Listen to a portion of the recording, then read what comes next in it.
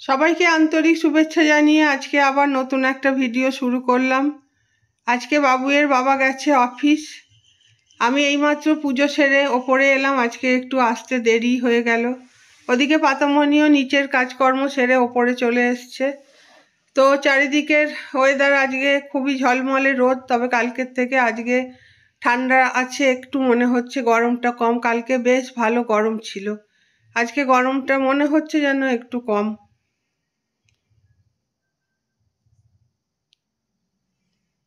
আজকে গরু ভেড়া ছাগল এপাশে এসে দেখি একটু তাড়াতাড়ি আসছে। আসলে আদিবাসী পাড়ায় বিয়ে লেগেছে, কাল থেকেই উৎসব শুরু হয়ে গেছে। আজকে বর আসবে, এই জন্যেই হয়তো এরা একটু তাড়াতাড়ি আজকে আসছে।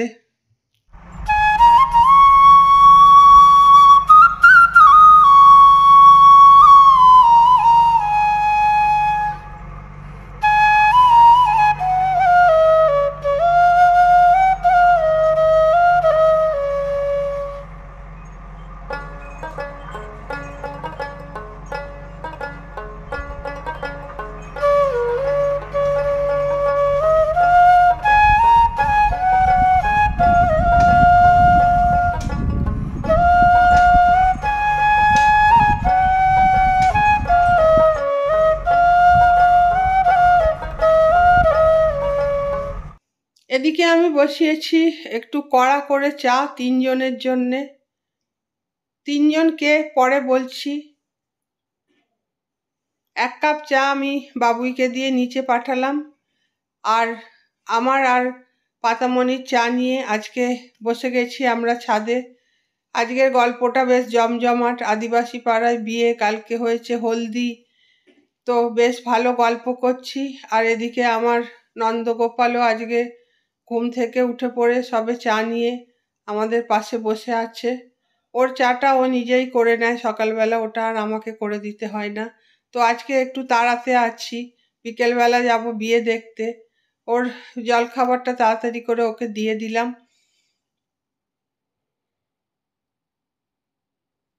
এই দেখো, যেটা বলছিলাম সুখবর, আজকে বলেছিলাম না একজন নতুন মালি ঠিক করা হয়েছে, সোমবার আসবে, আজকে চলে এসছে।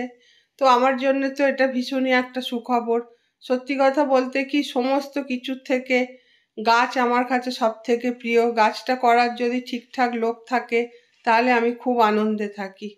আর এই যে সকালবেলা ড্রাইভার এসে আমার 2টো সদ্য ফোটা ফুলকে দিয়েছে ভেঙে, ওই ব্যাটারি কাজ।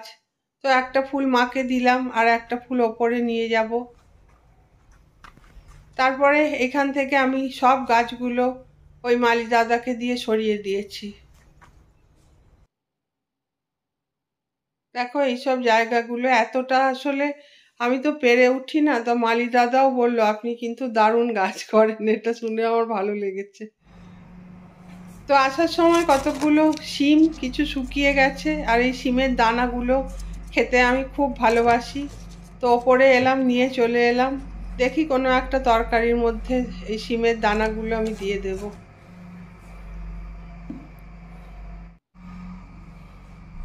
আজকে এসছে 2টো অনলাইনে জিনিস। আমি তো মানে অনলাইনে সমস্ত কিছু কিনি। এখন আমি মিশো আর ফ্লিপকার্টে আছি, আর অ্যামাজনটা একটুখানি কম দিচ্ছি। তো এত জিনিস অর্ডার দিই, কোনো সময় যখন আসে জিনিসগুলো বুঝতে তো পারি না কোনটা এসছে। তো খুলে দেখবো, এটা আমি খুব এক্সাইটেড থাকি, আমার খুব ভালো লাগে ওগুলো খুলে খুলে কি এসছে দেখতে। আমি তো তাড়াহুড়ো করে ছিঁড়ে খুঁড়ে আগে প্যাকেটটা থেকে জিনিসটা বের করে ফেলি। আর আমি যতটা দুরন্ত, বাবুই হলো ঠিক ততটা শান্ত। জানি না আমার ছেলে কি করে এরকম হলো এত শান্ত। তো আমি তো হুটোপাটি করে খুলছিলাম, ও আমার হাত থেকে কাঁচিটা নিয়ে ধীর স্থিরভাবে কেটে দিল জিনিসটা। তারপরে খোলার পরে বুঝলাম যে একটা কাঁচের জগের অর্ডার দিয়েছিলাম। আসলে এখানে না জলটা কিরকম, একটু বোতলগুলো কেমন শ্যাওলা শ্যাওলা হয়ে যায়, যতই ট্যাপারওয়্যারের বোতল হোক, প্লাস্টিকের তো, ওই জন্য আর খেতে ইচ্ছে করছে না। ভেবেছি কাঁচের জারে রাখবো এবার জল, কাঁচের জার থেকেই জল খাবো, আর যে কাঁচের বোতলগুলো আছে ওইগুলো ইউজ করব। সেই জন্যই এটা অর্ডার দিয়েছিলাম, তো এসে গেছে। ভালোই লেগেছে আমার, খারাপ নয়। সাইজ টাইজ যেরম দিয়েছিলাম সেরমই আছে, শুধু ওই ঢাকনাটা প্লাস্টিকের, এই যা, নাহলে সব ঠিক আছে।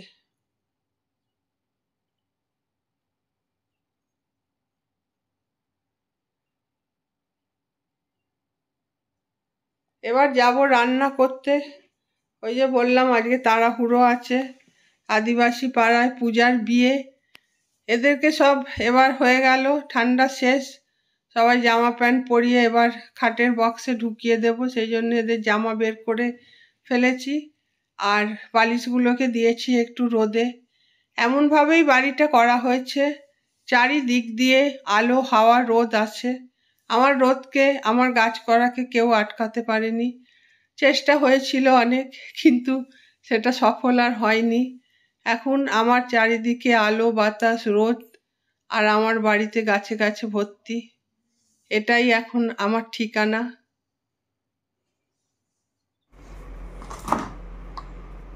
এখানে বাজার দোকান সব কিছু দূরে।